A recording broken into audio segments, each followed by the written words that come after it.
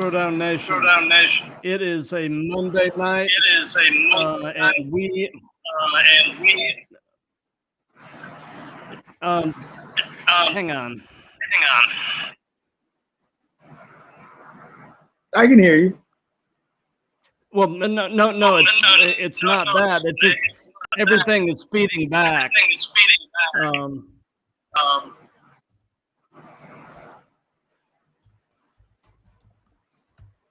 I think it's the internet.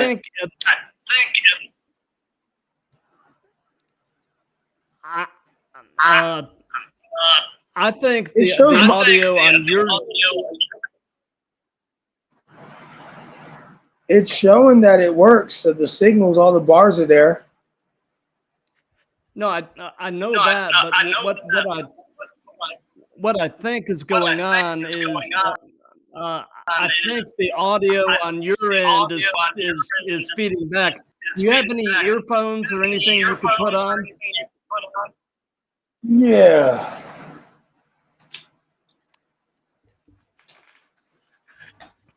Hold on. Okay.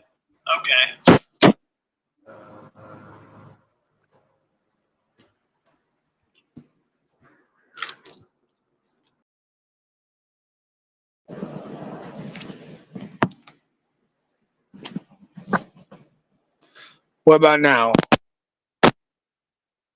Let's try it. Not hearing any feedback. Are you? Is that any better? Oh, that's a lot better. Yeah. Yeah, I can hear you. Yeah, I'm not hearing. Okay, great.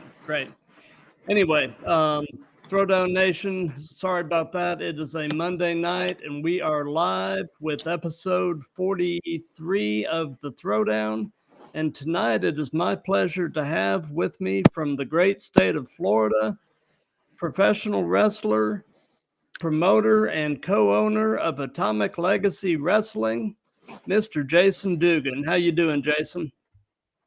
I'm doing good, brother. You know, I'm blessed. Absolutely. You know, any day you can start and finish above ground is a good day. Absolutely. So what we're going to do is just go ahead and get started with the first and most obvious question, and that is, how long have you been wrestling?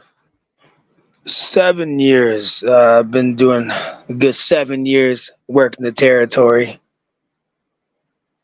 Nice. So who actually trained you? Honestly, I started with Larry Sabisco. Really? I was trained by Sabisco, old school, very, very old school. Oh yeah.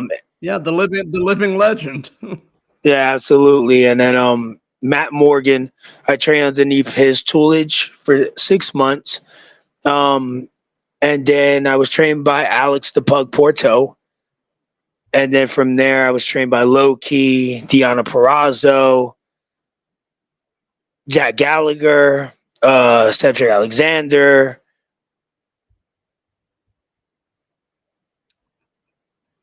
So you've had quite a wide variety of trainers, and that's good. You know, that gives you all kinds of different perspectives and different fingerprints on your style. Oh, absolutely. I even was trained by, and still am underneath his tutelage, Elijah Burt, the Pope. Oh yeah, absolutely. So I had a good select of people that took me underneath their wing. Very good. So, you know, I'm fully aware that training itself is a lifelong thing, but in the earliest days of your training, what would you say was the most challenging part? Probably my roles. In wrestling, everything is basically left side. I'm right-handed, so I had issues in the beginning. You know, trying to do my roles. You know. Got you. So something I'll go ahead and mention to everybody that's watching this live any questions or comments that you have, go ahead and put them in the chat. And at the end, we'll do a short viewer Q&A session, and all questions and comments will be read and answered at that point. And something we've done in all of these, Jason, is something called the speed round game. I didn't really have a chance to tell you about it before we went live, but No, that's okay. basically I've got a list of 10 names, and over the course of this, I'll stop and I'll say speed round, and I'll name a name, and you just tell me the first thing that pops into your head. Oh, okay. So speed round. Ric Flair. The best. Yep. Couldn't agree with you more. He was one of my early early wrestling memories from childhood. I've been watching this stuff since I was around 11, and I just turned 55 a few weeks ago. So you're watching all the good wrestling. Oh yeah, yeah. You know, and as a kid, I was watching Florida Championship Wrestling back when Gordon wow, Solie the Briscoes. Oh yeah, the Briscoes, the Grams. My earliest wrestling memory story arc was Dusty Rhodes and Kevin Sullivan back in the early '80s. So I had a couple of run-ins with Kevin Sullivan.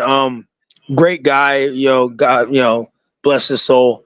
oh yeah, I did a seminar of his years ago, and then he ended up being booked on one of my shows. So oh that's cool. Yeah, he was booked on one of my shows over in Daytona. So, have you been a fan of this stuff pretty much all of your life? And if so, what is your earliest wrestling related memory? I have. I'm adopted, so my adopted mom loved wrestling. Hogan, Flair, that was her thing. Luger, Sting. She introduced me into wrestling. Very very little. So I fell in love with it from there. Gotcha. So, at what point in your life did you look at the TV and say, I think I can do this? Honestly, was there a particular point? I was obsessed with wrestling. When I was little, there's very few things I liked. One of them was just pro wrestling. I went from Power Rangers to pro wrestling. And then, as I got a little older, I liked Lizzie McGuire, So I was like a Disney kid in wrestling. I never thought I would do it. That wasn't something that came to my mind. That wasn't until later on in life. Gotcha. Speed round. Kenny Omega. Oh man, technician. For sure. Watching Omega was really, to a great extent, my introduction to New Japan. And I agree. Same here. I'm right there with you. I didn't watch Japan. I didn't know it exists until my old tag partner used to watch it, and he'd be like, "Oh, I gotta watch this." Gotcha. So tell us about Atomic Legacy Wrestling. How did you get into promoting? And I love the name of the company. So tell us how the company originated and all that good stuff. So the founder is my business partner, Alex Red. Funny story, when I was training, Alex was also, I think Alex was already been training at this time, but he just loved wrestling. So he just wanted to help out, do ring truck, be a part of the shows, whatever. And there's a lot of politics in wrestling. I mean, which you know, a lot of politics. And Alex one day looked at me and was like, "Man," he's like, "Dude, why can't we have a promotion that puts the bullshit to the side. No offense, I didn't mean to curse, but put the bull crap to the side and not worry about politics. And he was like, man, it makes me want to start a promotion. And I'm like, okay, I didn't know he was really going to start a promotion. And he's from the music world, you know? Alex is not from the wrestling world. He trained over at 3D, you know, by Bubba and Devon. He had the tools, you know, to be a wrestler. He started this promotion back in 2017. I was still training at this time, and I just got released to start working matches with my trainer's permission. And next thing you know, Alex is running this promotion. He gives me an opportunity, and at the time, I was a referee. I was known as Jeff the Ref on the indie scene, and gave me a spot to wrestle. I helped grow the product, and at the time, you know, I'm being trained by Pope Elijah Burt, and he was trained by Dusty Rhodes. Right. So he's giving me all the right toolage and the knowledge to grow a product. And eventually, Alex brought me on board. I bought into the company with my other partner, David Milan from Fight TV, and yeah, that's how my introduction to being a promoter. Gotcha. Yeah, I first heard about ALW when I had Jerry Swirls on, I guess a couple months ago now, and Yeah, Jerry. you know and he spoke very highly of the company and of you. So I've definitely been excited to have you on. You know, and like I said, as a kid for 7 years, you know, I lived in the Satellite Beach area. So, you know, Central Florida was my stomping grounds when I was a kid. So, Jerry and I really hit it off talking about all that.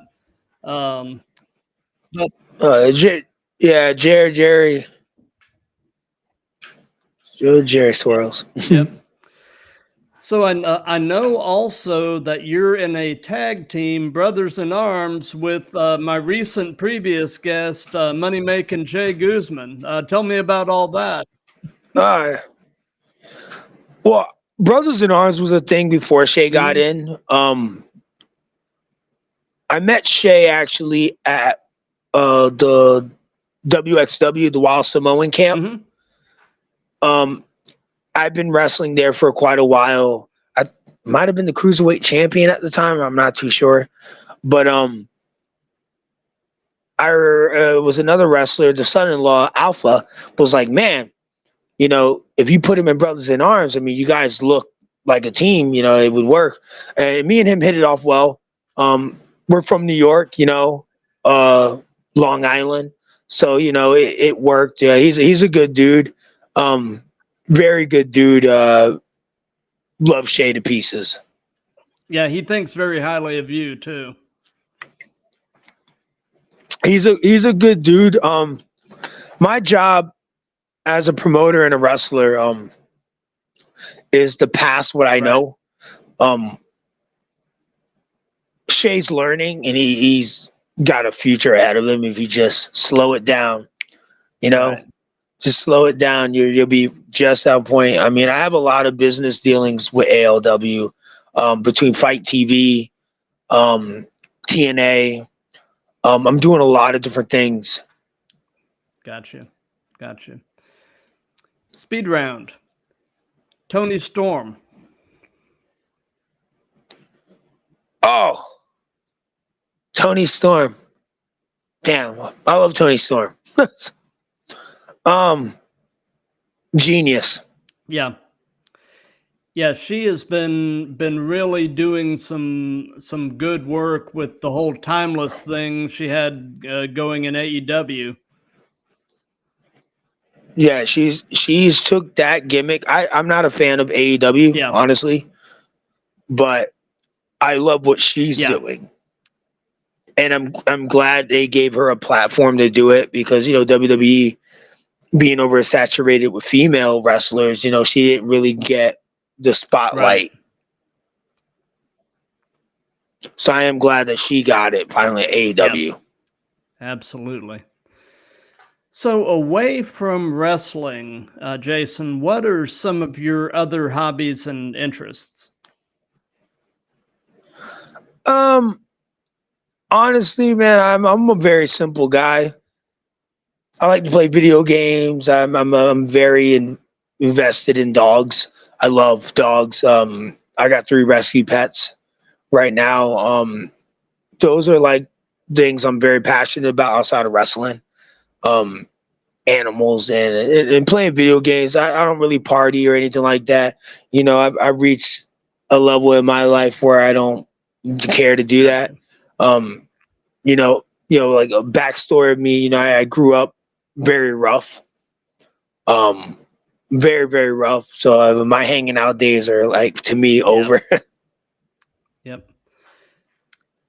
Yeah, we actually have 3 shelter rescue Chihuahua mixes ourselves, so I'm Well, completely with you on a love of dogs. Dogs are just the yeah, best, man. I have a German Shepherd. Got a lot of issues, but sweet as can be to Mm-hmm. me. I have a Mm-hmm. husky, and then I have a collie. I have like 3 big dogs with 3 different mixes. Gotcha. Gotcha. Yeah, right. So, what is you said that you're actually from New York. Are you from the city or are you from upstate? I was born in Brooklyn, and then I lived in Long Island, CI. Gotcha. Gotcha. So, what is your favorite thing about New York, and then what is your favorite thing about Florida? Um, it's a different vibe in New York. I'm gonna be real with you. It's such a big different vibe compared to here. Southern State, man. It's, if I'm gonna be honest with you, super racist. Super racist.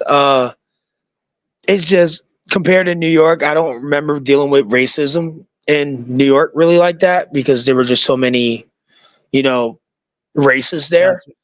And but man, so I love New York because it's super chill and relaxed. I love Florida for its weather. Gotcha.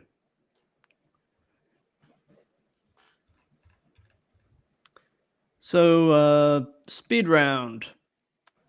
Adam Cole. Adam Cole. Man, I don't know what to say about him. That's a good question. Uh Small. Yeah, yeah, he's He's not the biggest guy, but yeah, he's good. yeah. I mean, he's got plenty of talent, but I'll agree with you. He's a little undersized, but I do think he makes up for that with his work rate and his mic skills. So Oh yeah, his charisma kills it all. You don't have to worry about his size. I mean, it's a reason why he was on top of NXT for a long time. absolutely. So, they say that the best wrestling persona is yourself turned up to 11. So tell me a bit about in-ring Jason and kind of compare and contrast him with everyday you. That's a really good one. So the version of me in wrestling is not far from the version of me growing Hmm. up. Um, I play a heel everywhere I go. It's rare I play babyface. So Jason Dugan in ring character is a brass, cocky, arrogant guy that knows how to move. He's a hustler. He knows how to use people to his advantage to help him win. Um, Real life version of me back then was very young, arrogant, cocky. Always hung out with the bigger dudes. Big brothers always wanted to look out for him. So what I did was I took my negative life from back then, Hmm. growing up, and I turned it into a positive by bringing it into wrestling and proving to younger people that it's never too late to dream big and do the right things. You don't have to always do the wrong things. You can change your life around. I know that personally. I've been to prison, you Mm-hmm. know, so I know how it is to be told you're a bad kid, or or you're not going to amount to anything, or you're going to be dead at 18, or I know how it is. I overcame a lot of that, so that's usually my goal, is to try to pay it forward to somebody that's went through similar situations as me. Gotcha. If you don't mind my asking, how long were you in prison, and what were you in for? Oh, honestly, I don't mind. I was in prison for 5 Okay. years. Um, I got in trouble for Okay. arson. Um, Long story short, my cousin set a building on fire. I don't know if I should say what it was, but he set a building on fire. I wouldn't tell on him, so they charged me. And honestly, I'm gonna be honest with you. I'm actually glad they did charge me with it, because if they didn't get me for that, they were gonna get me for something else. Um, I was in a very negative mind space back then. Mm-hmm. So I was gonna eventually be behind bars with something, and I think getting in trouble for something I didn't do saved my life in the long run. And it gave me a direction and something positive to do with my life, because I was in prison and I was like, okay, this is how prison is. Do I want to be here for the rest of my life? Do I value my life? Could I do more? And the answer was yes. And so I spent my 5 years. I learned. Honestly, it gave me the tools to grow up, be a man, and want more out of my life, and to cherish your freedom, to cherish life, because all life is precious. Absolutely. And sometimes at certain points in our lives, we need that kind of a wake up call. And it sounds like you got it and you made the most of it, and that is awesome. It's all, honestly, it's Yeah. God. At the end of the day, when I surrendered and asked for forgiveness, I was able to move differently in my life. I was very negative. I had a very negative headspace. Um, I was constantly angry. When I gave all that away and I surrendered, my life was so much easier. It was an uplift. It was like a weight off my. I just had to learn, start forgiving others. Yep. Buddy. Yep. But as you know, man, our God is an awesome God. Absolutely. Hello. So tell us about your very first match. What was it like? How did it go? What were your thoughts going into it and your thoughts coming out of it? All that good stuff. I see your boy. Yeah, I know my husky's trying to figure out why daddy ain't feed him yet. I know. We'll wait for a Ah, bit, buddy. Yeah, he's a big baby. He just woke up. But my first match, oh wow, my first match. I wrestled Jesse Neal in my first match. I don't know if you're familiar okay. with his work. He was trained The by the name the three. name rings a bell. He used to be in TNA. He had like the big mohawk. He teamed up with Shannon Moore on Impact Wrestling. Okay. Um, he was my first match. Honestly, he was my first match because he felt like I didn't respect him. Oh, So he forced my trainer into a match with him, because in wrestling etiquette is to shake hands. And right. mind you, I just got out of prison. So in prison, kind of keep to yourself. You don't bother nobody if you don't know them. So I had a very prison mindset coming out. Mm-hmm. And he didn't know I came out of prison, and I didn't know who he was, because he wrestled on TV when I was in prison, obviously. So Right. I'm like, bro, we don't got cable, so. Yeah. And he felt like, oh well, he doesn't know who I am. I'm gonna show him who I am. So I was Yeah. forced into this match that I was still in training, and he found out I had a lot of brass. I had a lot of balls on me, and I was tough. And he loved me from there. I had a good match with him, and he ended up becoming more of my mentor for the first few years in wrestling. Gotcha. Taught me how to do certain things. Yeah, Jesse was such a good dude. Between him and Wes Briscoe, were guys that took me underneath their wing in the beginning. So we've heard about your first match. Now tell us about your favorite match that you've been a part of, if you can narrow it down. I've worked so many great guys, honestly. But I probably have two favorites if I think about it. Okay. First one was Elijah Burt. Me and Elijah Burt had an I Quit match. And when I tell you we beat the hell out of each other, we beat the hell out of each other for real. Because it was like a student learning from the teacher. And I remember there was a part in the match. Elijah slapped me in the beginning of the match. And I was so mad that he hit me, and I understand why he hit me like that. I hit him back. And he spits blood out. That's how hard I hit him. Oh, wow. Yeah, I was like, man, forget this. Because again, I was locked up. So it's like I revert back to it. And he was like, he looked at me across the ring, spit the blood out, and said, "Good kid, you're learning." So it was one of those moments where it's like, it was a learning experience without knowing that you're learning. Right. And it was just such a good match. I mean, it was such a great match. And then my second favorite would be with JTG. Me and JTG just had a banger, Mm-hmm. And we had a banger just for the match to end with Low-Ki coming in, beating him up. So what is the longest distance you have driven to get to a match? Arkansas, I believe. Okay. I believe Arkansas. I got a rule. I'm down to drive Georgia, North Carolina, South Carolina, Virginia.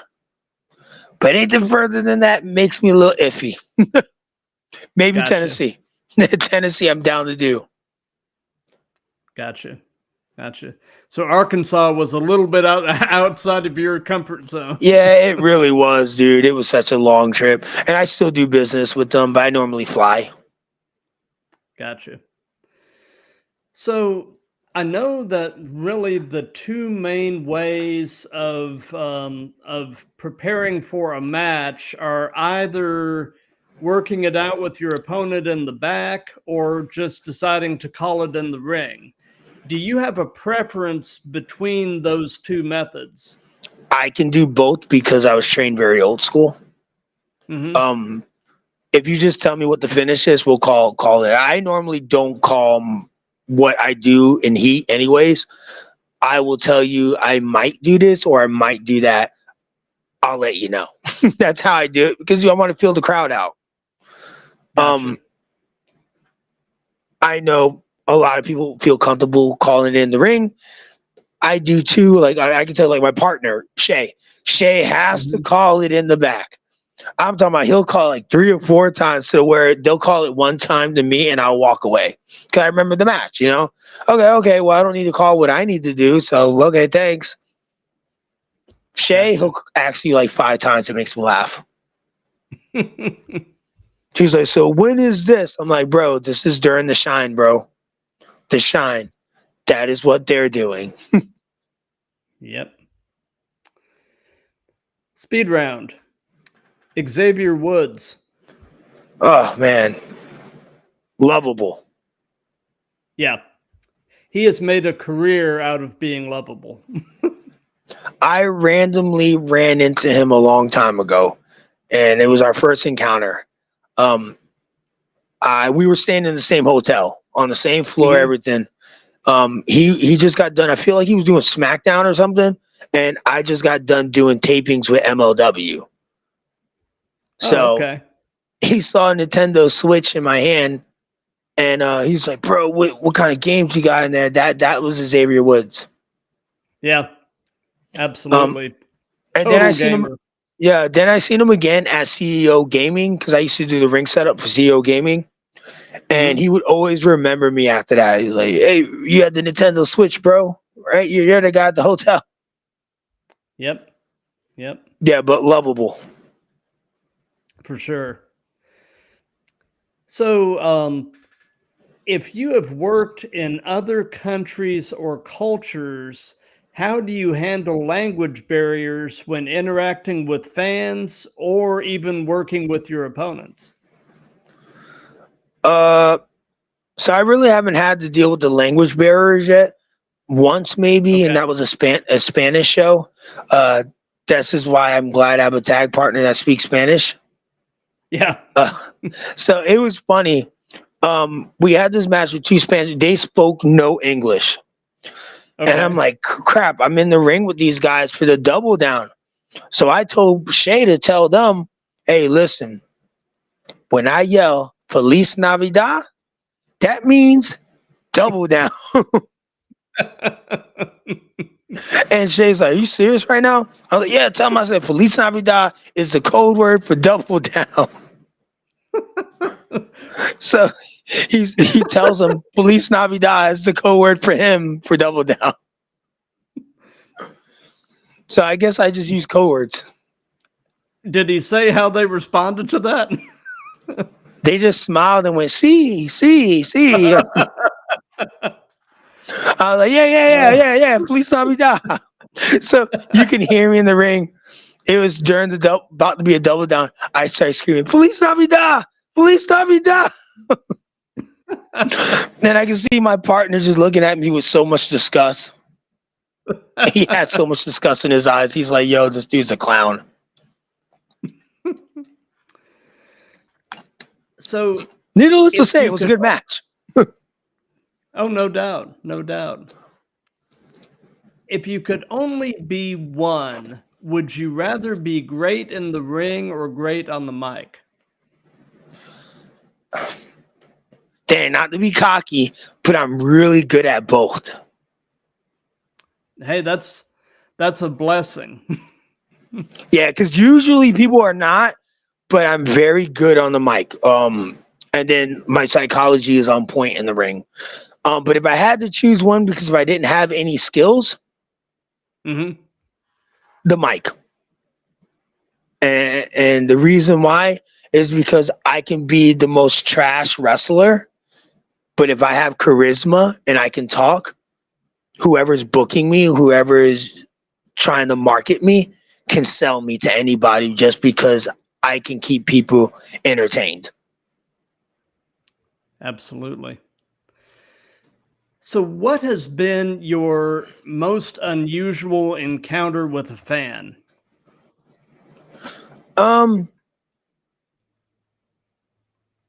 Um, there's been a couple of them. Um, Fans are like super nice. Like I don't really talk to the marks, to be honest with you. That's something that I was trained not to. I'm very respectful, but I don't try to have conversations with the fans without saying hi Gotcha. or bye and move on. I remember I had one girl a long time ago, some years ago. She would like hit me up. She was a wrestling fan, and she would like Hmm. super stalk me, and like wanted to see if I wanted to hook up with her and everything. And I was in a relationship, and I was like, "Yo, like that's crazy." Gotcha. Gotcha.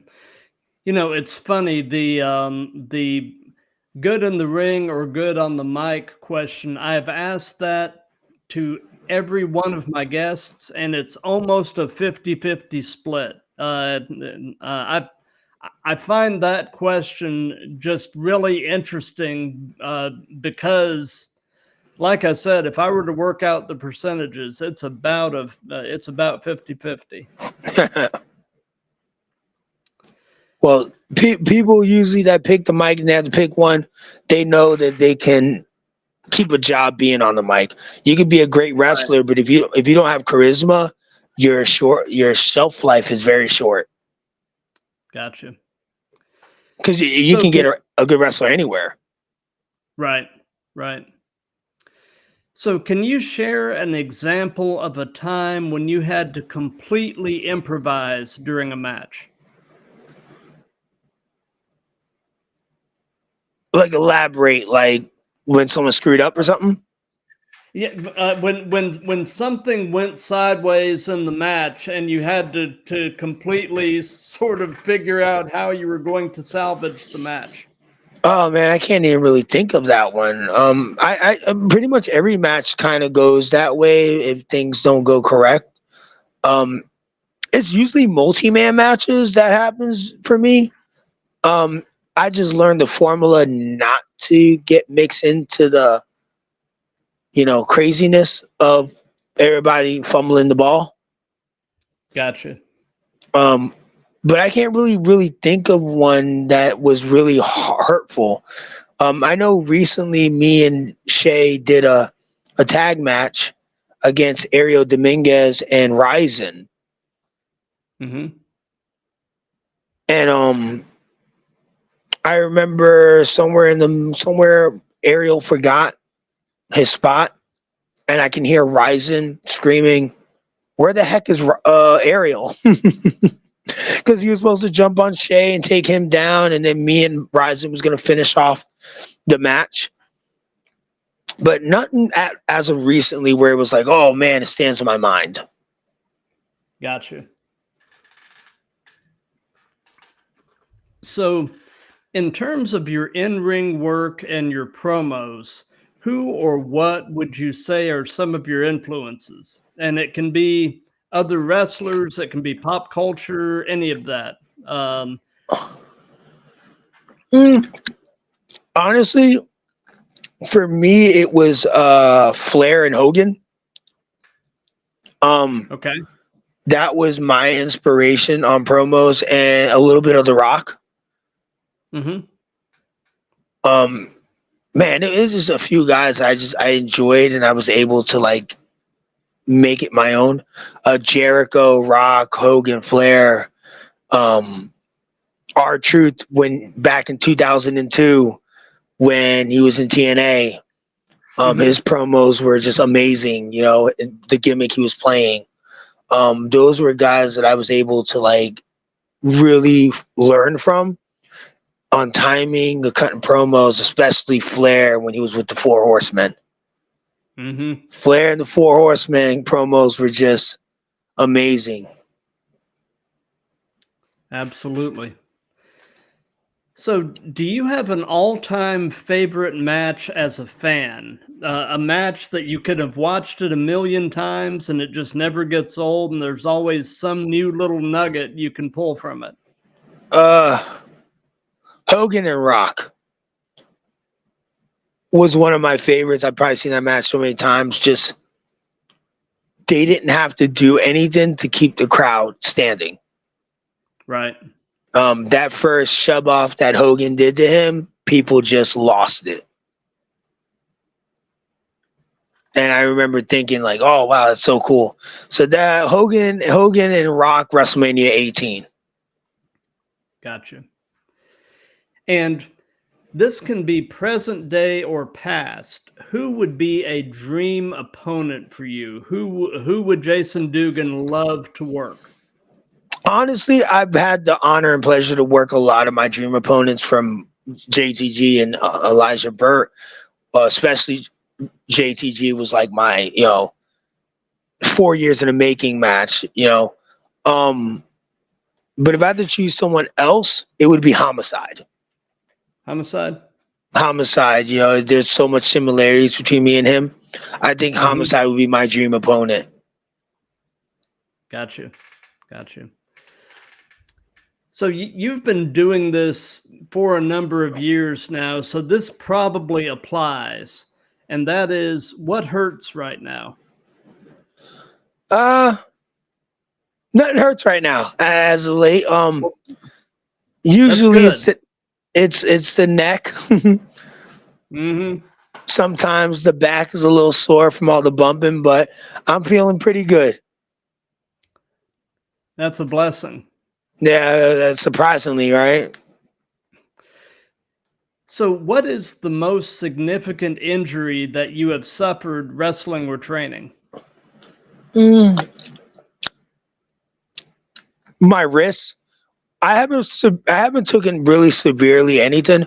Um, my wrist was hurt for a while, for like a year, and I kept wrestling on it, and it was like it hurt like a motherfucker. And my neck, it was to the point my neck was so stiff that I couldn't even turn it left. Oh, wow. Yeah, and I was wrestling on it for a whole year, and that was the beginning of my wrestling career. Just because I wouldn't stop. Gotcha. And you finally figured out to start taking the time to actually let it kind of heal up a little bit? I learned to stop doing everything in the ring, stop letting people convince me into, oh yeah, it's a good idea to do it, you know? I learned to say no. Gotcha. So what are your thoughts on the current state of the business? My thoughts? Honestly, there's a lot of opportunity in wrestling right now. Um, if you're a wrestler and you're not getting any work, then you're not doing it right, because there's right now, this is the golden opportunity for wrestling. It's red hot right now, and Yep. there's no way you're not going to get opportunity. So I love it, because you see AEW and then WWE and then TNA, and and I'm doing business with TNA, so there's so much opportunity out there. Right. And like I said, earlier, I've been a fan of this stuff for, over 40 years. And right now is one of the most exciting times to be a fan, just because there is just so much of it. You've got three, big companies doing well, and you've got all of these indies that are putting out great stuff. That there is literally a style of wrestling for just about anybody right now, and so many places for guys to work and hone their craft. It's definitely exciting. No, it is. There's so much going on in wrestling. I'm excited what's going on in the future for wrestling. Everyone's getting opportunities. I mean, think of it. I mean, recently on SmackDown, they had the Motor City Machine Guns win the tag titles. Who thought that Right. 10 years ago, 20 years ago? Yep. So if you could give, knowing everything that you know now, if you could give any advice to your younger self, what would it be? Listen. If I would have just listened, I could have avoided a lot of things. Just kept my mouth shut and listened. The listening is so important. For sure. And do you have any advice for any young people that are looking to break into the business? Train at a reputable school.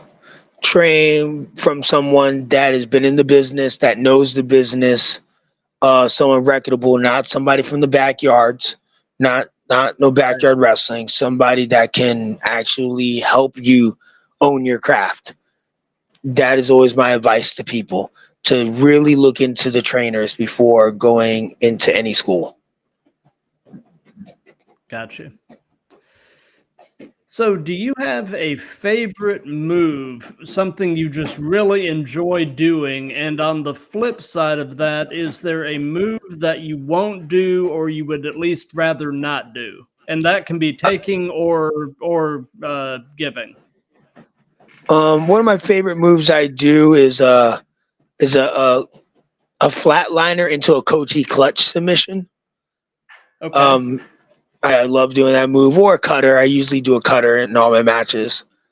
Um, a move that I won't do is probably a 450 splash or something. Yeah. I ain't doing no 450 splash. I ain't diving out of a ring. I ain't doing none of that. Gotcha. Yeah, I saw on YouTube a short clip of you giving a cutter to Jake Hager. That was pretty impressive. Oh yeah, I loved working him. Jake Hager was awesome. So, do you have any pre-match traditions? Any things that you try to do consistently before you walk through the curtain? Not really.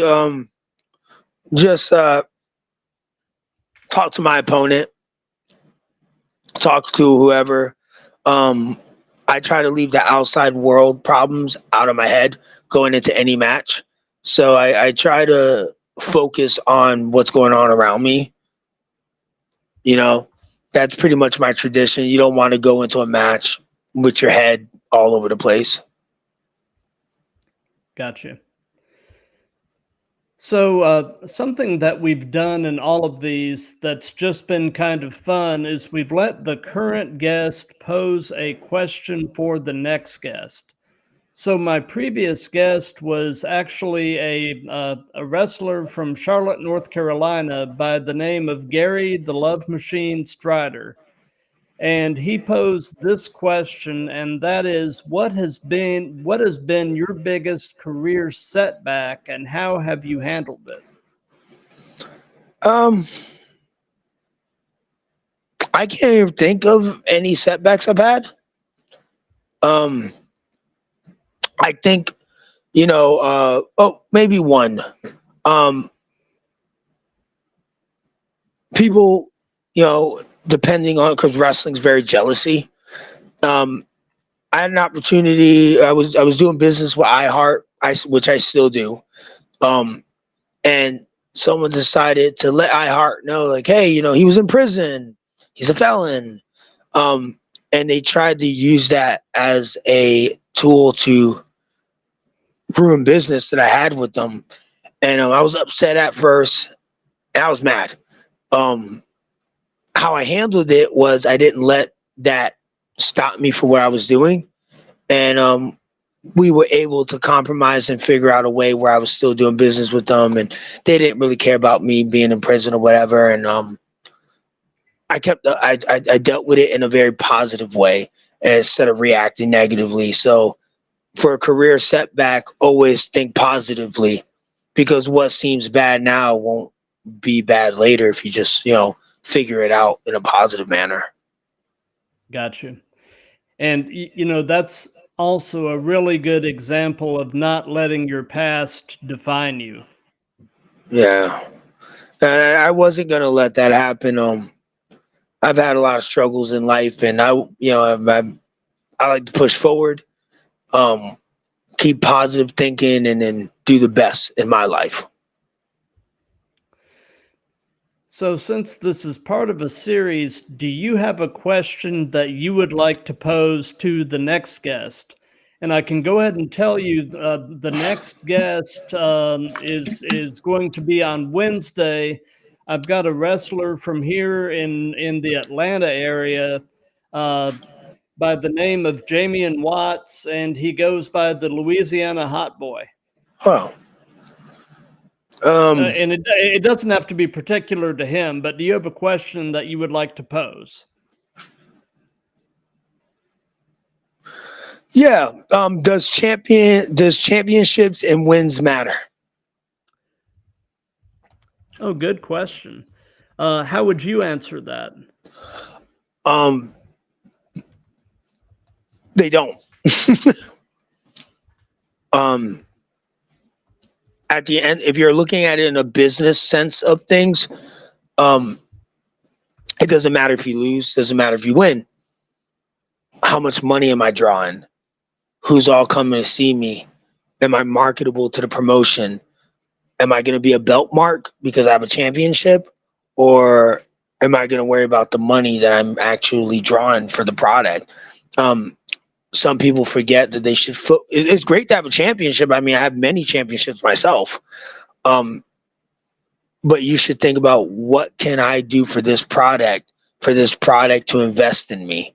So for me, championships and wins don't matter.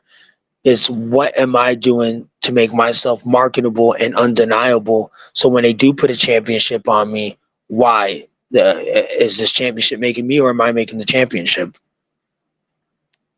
Gotcha. So we're getting toward the end of things now. So do you have any upcoming shows or anything at all that you'd like to give some hype to?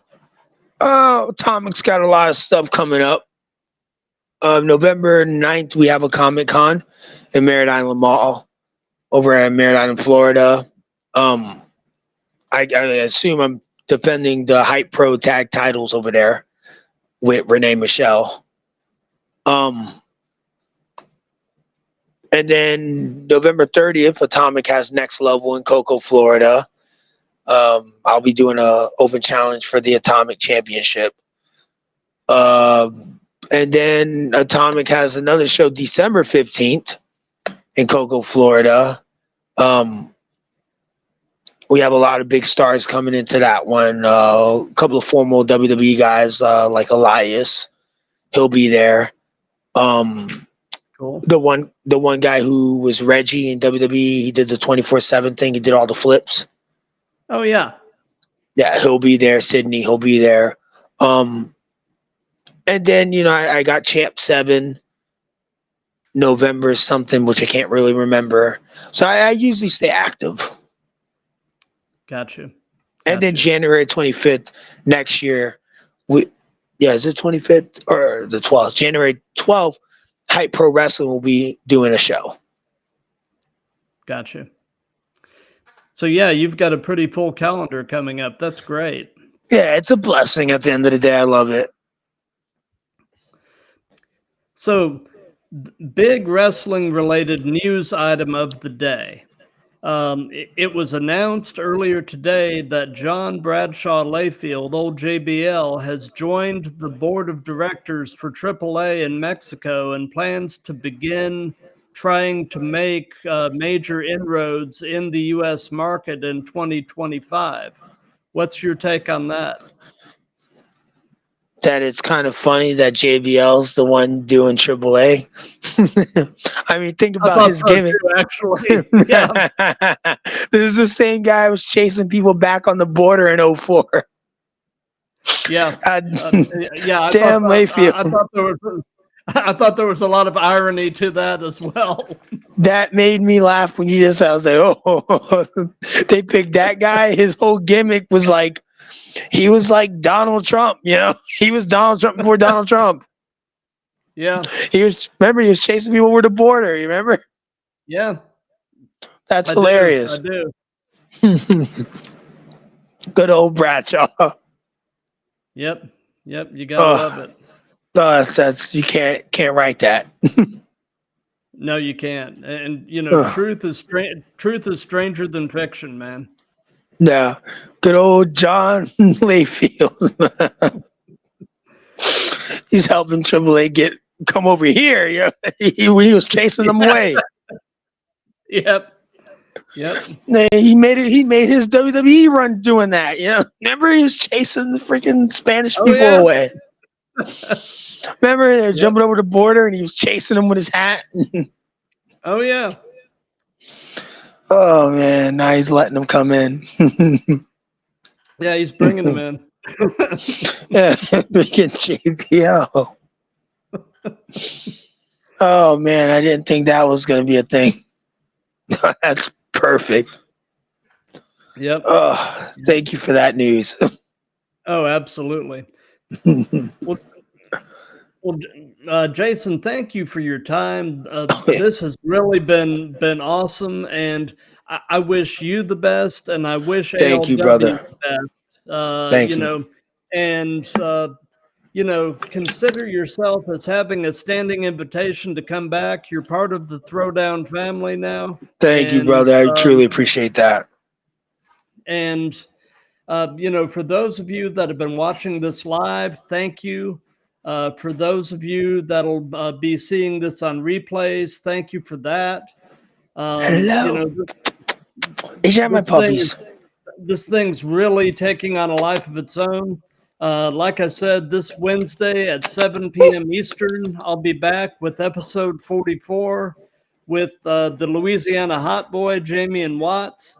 And then and then this coming Sunday, November 3rd at 7 p.m. Eastern, I'll have episode 45 with another Georgia-based wrestler, the wild card, Dallas Cage. And what we're going to do now, before we end this, is I'm going to take a look at the chat here and see if we've got any questions. Okay, actually, Gary Strider, the guy that posed that question, actually asked me to ask you, for wrestlers wanting to get booked at ALW, what would you like from them?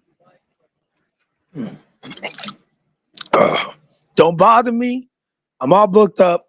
I'm tired of you. No, I'm joking. I'm joking. That's the inner me that talks. That's the inner me that talks. I'm so tired of people bothering me. Just hit up the Atomic page. For him, if he's trying to get booked, just say that he saw this podcast, so I know it's directly from him. Gotcha. And just send over your resume and some video footage, bro, and I'll definitely take a look at it for sure. I'm always happy to bring in out-of-state workers, workers that are looking to be on a good platform. So it's always a pleasure of mine to just check other people's content out. Gotcha.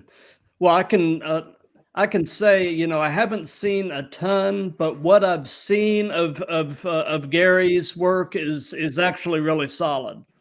So, awesome. hopefully he'll send you some stuff and y'all can maybe do some business. Oh, absolutely. Yeah. If he just sends it over, and I'll definitely look at it, and he just needs to just let me know that he watched this podcast. Gotcha. So tell him just go over to the Atomic page or personally message me.